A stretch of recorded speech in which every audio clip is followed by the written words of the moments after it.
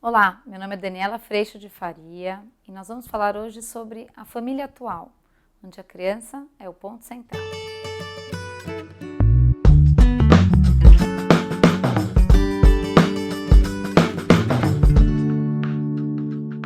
Olá, meu nome é Daniela. Hoje a gente vai falar sobre um tema bastante atual, que é toda a nossa posição enquanto família com relação às crianças. Hoje, normalmente com uma menor quantidade de filhos, famílias menores, toda a nossa postura enquanto família, enquanto pais, mudou bastante de quando nós éramos crianças. Não sei se vocês se lembram ou se com vocês era da mesma maneira do que comigo, mas eu lembro muito do almoço das crianças, do almoço dos adultos, e as crianças, na hora que queriam falar com os pais, na hora do almoço deles, não, agora é o almoço dos adultos, agora você espera um pouco, porque a gente vai almoçar e depois a gente conversa, depois eu vou te ajudar no que você precisa. E as crianças, isso na casa de vó e tudo mais, tinha uma sala de almoço das crianças, era uma mesa das crianças, juntava aquele monte de primo, e prima e amigo do primo e amiga da prima e todo mundo sentava para almoçar. Então, todo esse período da nossa infância, hoje como pais, quando a gente olha para esse lugar da criança na nossa vida, a gente percebe que isso está completamente alterado. A criança de hoje se tornou o ponto central da nossa família. Tanto é que não é difícil, na minha casa aconteceu muito já e acontece, de estarem todos os adultos em silêncio, vendo as crianças falarem, contarem, comunicarem, dançarem, fazerem teatro, subirem na cadeira para fazer uma apresentação de música e assim por diante. Esse é um sintoma, é uma condição atual, sim, mas algo que pede nossa atenção, porque sem perceber, as crianças vão tomando o lugar da relação mais importante dos pais. E esse casal, essa dupla que gerou esses filhos, vai se enfraquecendo enquanto prioridade, enquanto quem veio primeiro. A linha sistêmica coloca muito que o pai e a mãe, o casal, o homem e a mulher, tem precedência, veio antes e deveria ter a nossa atenção também com precedência.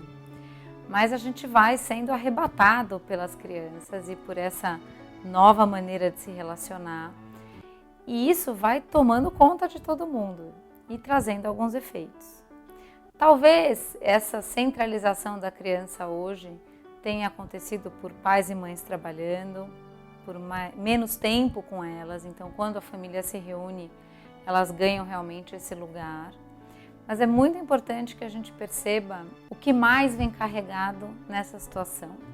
Muitas vezes a criança muito desejante, a gente está o tempo inteiro realizando todos os desejos. A gente assiste os programas de televisão que eles querem assistir. A gente não janta mais no horário que você costumava ter o seu jantar com seu marido ou com os filhos. Os adultos não conversam mais porque as crianças estão o tempo inteiro ali do lado e não é assunto para criança. Ou as crianças até interferem nesses assuntos que não são assuntos de criança.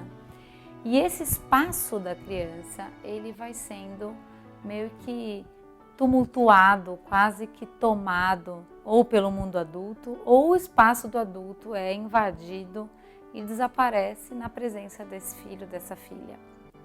Nosso grande desafio é fazer com que a gente perceba o lugar de cada coisa e perceba o quanto tudo isso é muito importante. É importante que a criança tenha respeitado a sua infância e o seu momento, mas é muito importante que esse casal, que esses adultos tenham esse espaço. Talvez engatilhados pela culpa, a gente, além de colocar a criança nesse ponto central e deixar que ela ocupe esse ponto central, muitas vezes o adulto ele entra como um grande realizador dos desejos.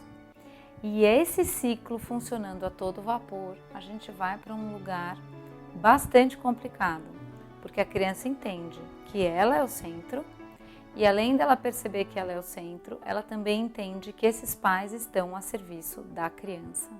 E aí a gente começa um grande embate, porque voltam as birras, a criança percebe que ali aqueles pais estão para servi-la, então as coisas têm que acontecer do jeito como ela quer, e aí a gente tem um dia a dia muito complicado.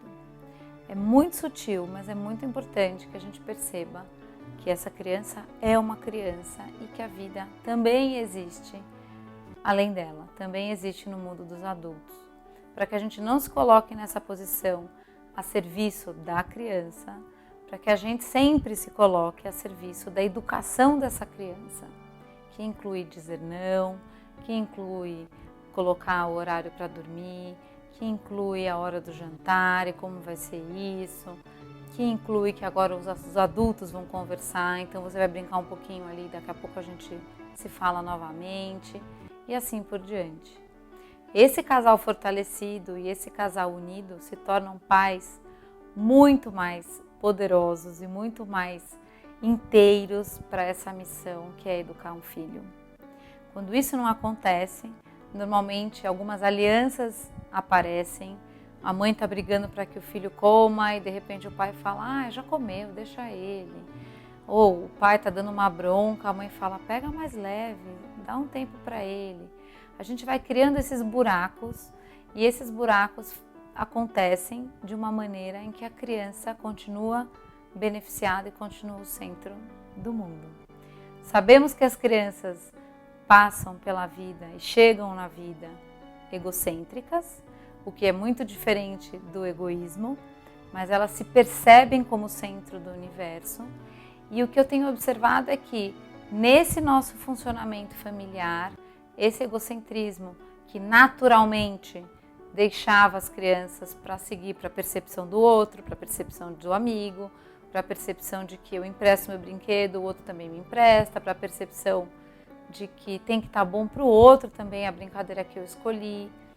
Todo esse processo da saída do egocentrismo nessa nova conjectura familiar, com as crianças sendo o ponto central, tem se demorado a terminar.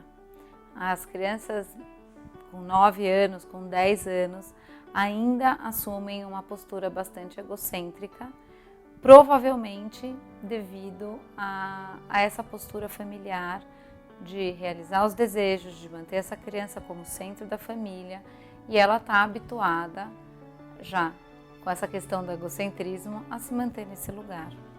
A saída desse lugar é crescimento, a saída desse lugar é necessária para que todas as relações com o outro possam se fortalecer. E a nossa postura é muito importante porque nós somos os primeiros outros nessa relação. Então, toda vez que a gente atende a um desejo da criança e que esse desejo parte não de um desejo legítimo, mas de um desejo de quem se mantém atendido, se percebe atendido e exige isso, a gente está alimentando esse lugar e alimentando essa percepção. O que eu quero, minha mãe e meu pai têm que fazer. O que eu quero tem que acontecer da maneira que eu espero. E viver a vida depois na escola, nas relações, no trabalho, na faculdade, nos namoros e assim por diante, viver essa vida que muitos nãos acontecem, começa a ser mais complicado e mais difícil. Embates na escola, brigas na escola, a dificuldade de manter amizades, exatamente porque este outro na escola não faz da mesma maneira que eu estou habituado em casa. Então o nosso desafio é grande, mas é um desafio muito bonito de fazer essa criança perceber o outro. E sabendo que nós somos os primeiros outros, a gente pode existir de fato para os filhos e ajudar nesse processo. A questão deles serem centrais na nossa vida, a gente pode fazer uma ginástica para sair para jantar com o marido, ir ao cinema, começar de uma maneira bem pequenininha, talvez fazer uma viagem, só o casal, para que a gente possa deixar claro que existem relações também vivas e que são importantíssimas para a saúde dessa família. A criança que percebe seus pais fortalecidos se tranquiliza e sabe que ela tem o lugar dela, mas que eles também têm o deles. A dica que eu queria dar hoje para vocês é para que a gente faça esse esforço, que no começo talvez o coração vá um pouco apertado para o cinema, talvez o coração fique em casa enquanto você sai para jantar, mas é muito importante que as crianças nos percebam vivos, quando a gente começa a fazer isso e eles nos percebem felizes e percebem esse casal se divertindo e esse casal existindo, eles crescem com isso e crescem com um coração muito alegre e muito contente. E percebem que é muito bom que a vida seja boa para todos na família. Muitas vezes as mães que ficam nessa retranca de não querer ir a lugar nenhum. Mas entenda que, óbvio que a partir dos 2 anos, as crianças crescem com isso. E isso é positivo. Isso não é algo que vai prejudicá-los ou que vai atrapalhar o desenvolvimento. Pelo contrário, você volta a existir para esse filho que dentro do processo de saída do egocentrismo precisa mesmo perceber o outro. O vídeo de hoje foi esse. Espero que você tenha gostado. A gente se vê na semana que vem. Tchau, tchau.